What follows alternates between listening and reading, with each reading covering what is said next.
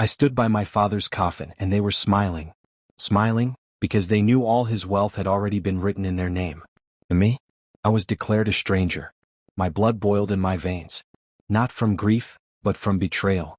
That same day I lost my home, my name, everything I had. But I gained something else, hatred burning hotter than any thirst. They stole my life. And now I will come for theirs. The church smelled of lilies, too sweet, too suffocating. Candles flickered, their glow painting halos on faces that didn't deserve sanctity. I looked at my uncle's smug expression, the way his lips curved with satisfaction every time someone shook his hand and offered condolences. His black suit was perfect, his tie straight, his eyes dry. He wasn't mourning. He was celebrating. My cousin stood beside him, whispering, hiding little smirks behind lowered heads. I saw their eyes dart toward me, mocking, victorious. To them I was already erased, a ghost among the living. The will had been read just before the service. My father's entire fortune, our mansion, the company shares, the lands, all of it transferred to them. To my uncle and his children. And me? I had been left nothing. No explanation, no token, not even a picture frame. As if I were not his blood. As if I had never been his son. But I knew. I knew my father would never cut me out willingly. Someone had tampered. Someone had poisoned him, not with drugs, not with a knife, but with lies, documents, and betrayal. I clenched my fists so hard my nails cut into my palms. When the priest spoke of peace, of forgiveness, I wanted to laugh. There would be no forgiveness. Not now. Not ever. After the funeral, I approached the coffin one last time. His face looked peaceful, too peaceful. They had painted him into a stranger. My father had been a man of fire, of harsh words and rare but burning affection.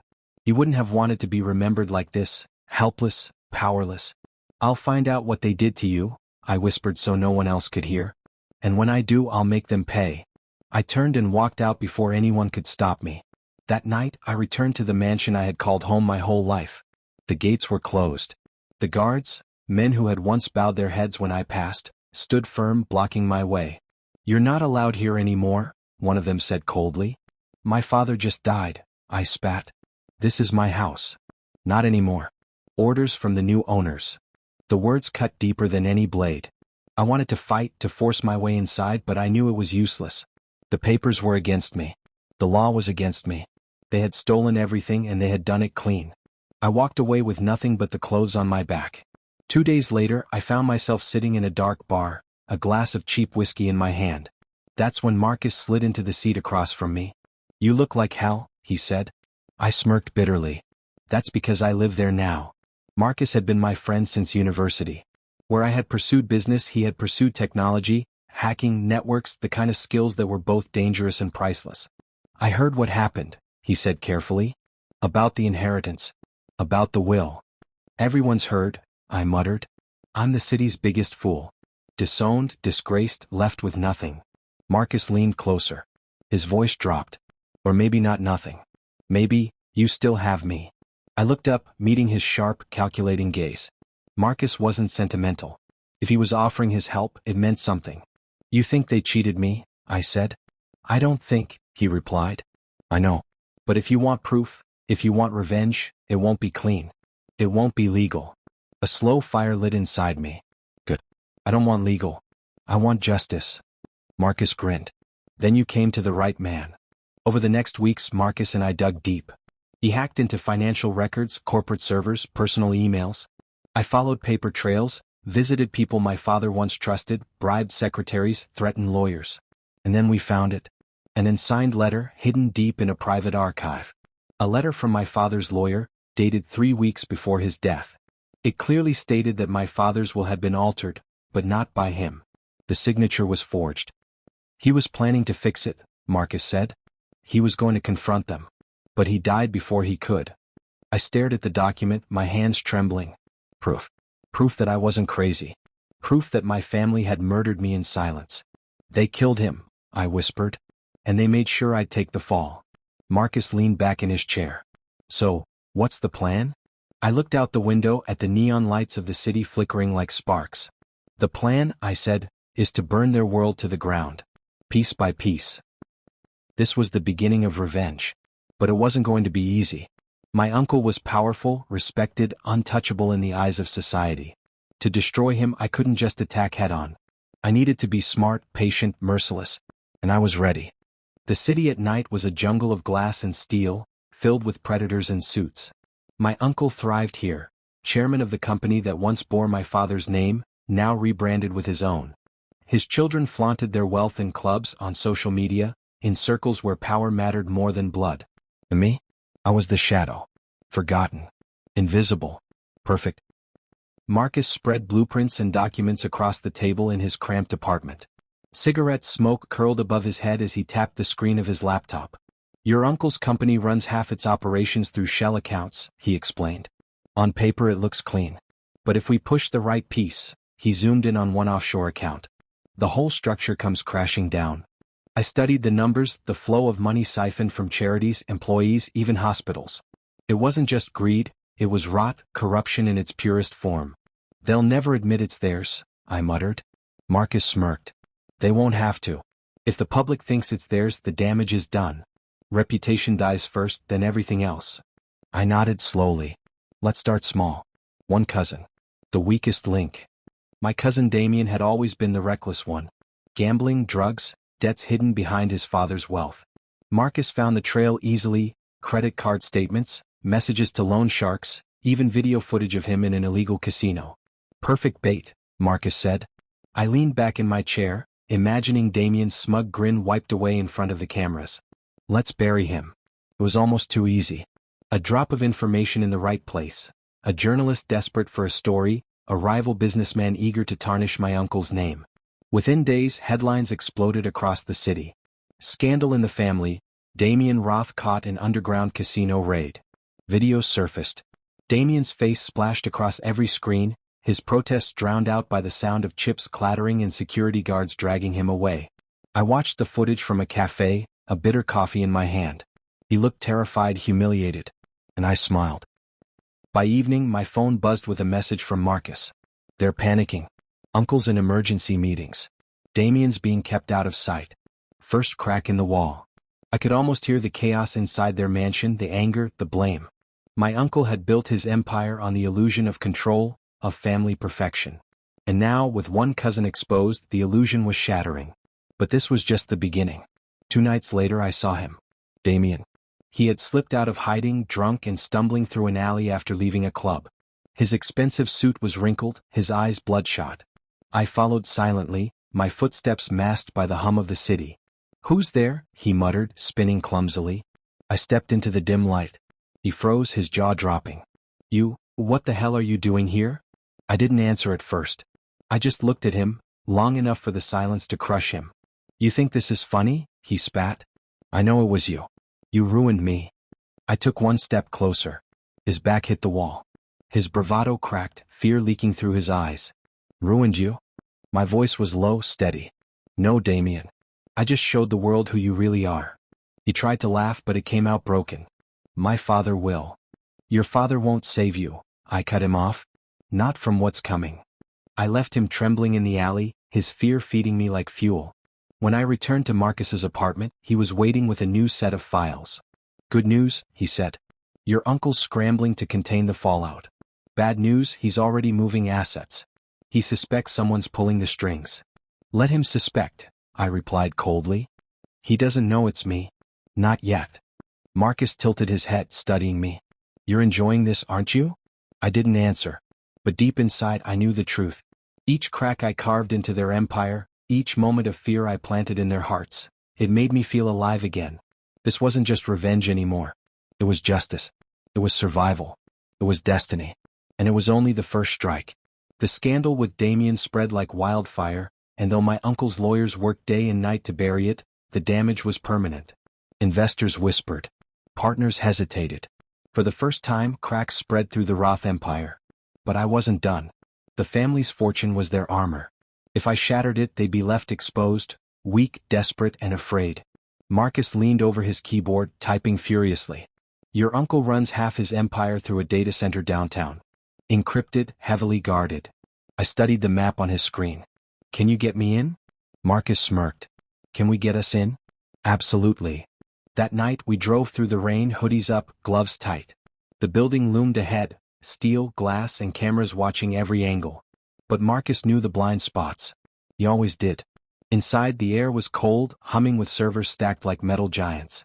I slipped between rows of blinking lights, my pulse steady. At the heart of the room, Marcus connected a device.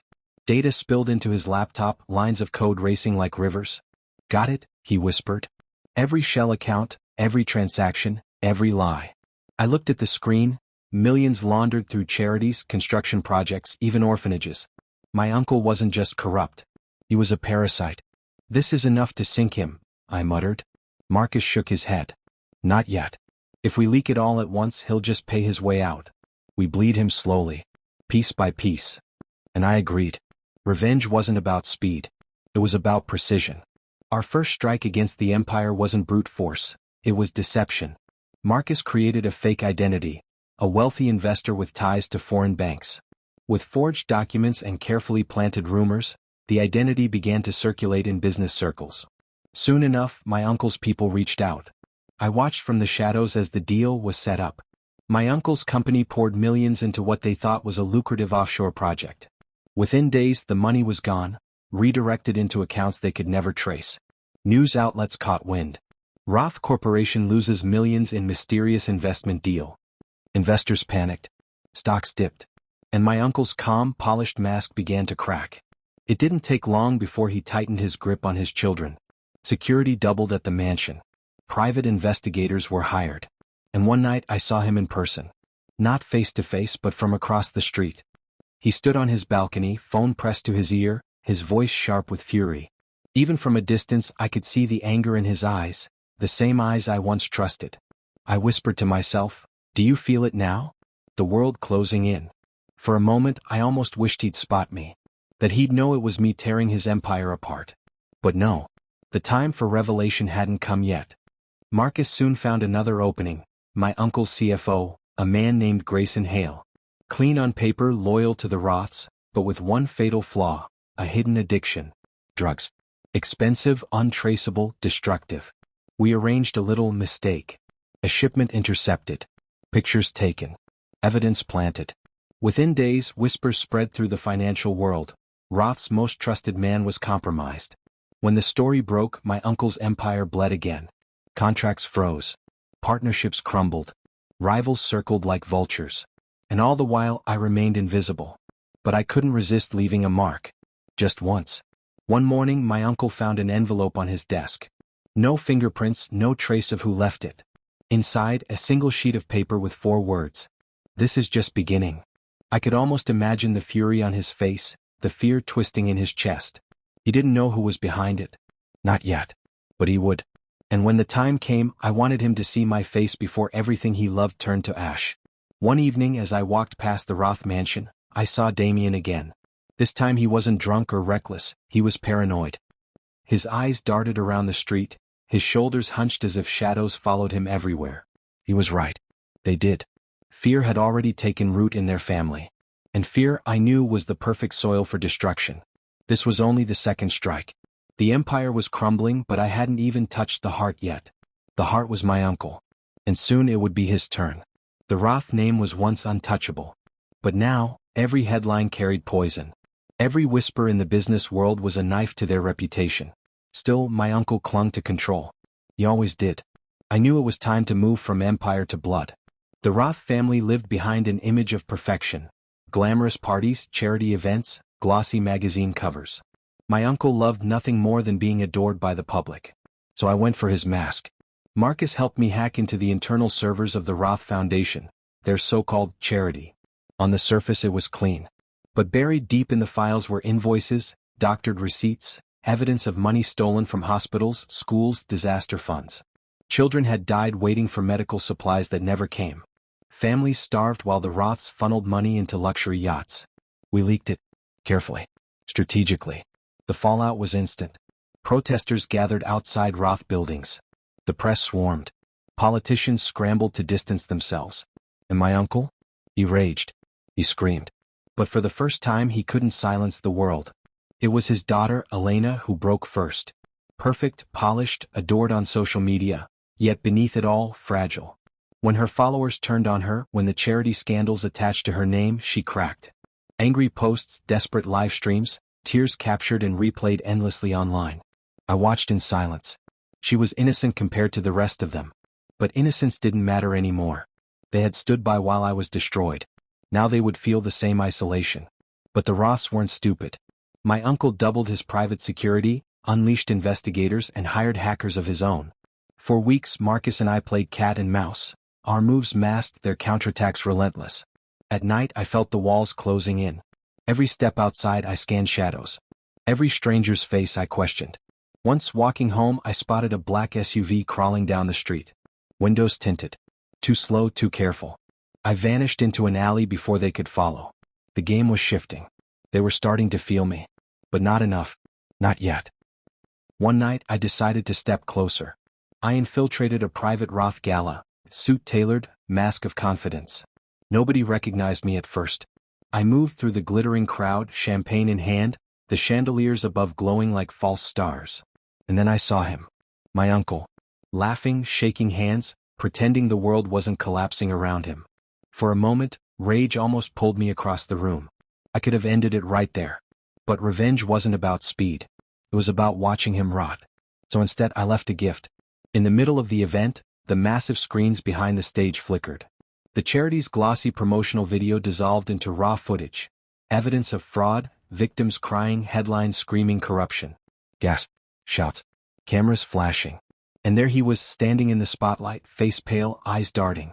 For the first time, the world saw him for what he really was. I slipped out unseen. My heart pounded, but not from fear. From victory. The Roth Empire was now collapsing publicly. Sponsors dropped them. Banks demanded answers. The government launched investigations. But still my uncle fought. He silenced some journalists, bribed officials, clawed for survival. I knew what had to come next. Not just destroying his wealth.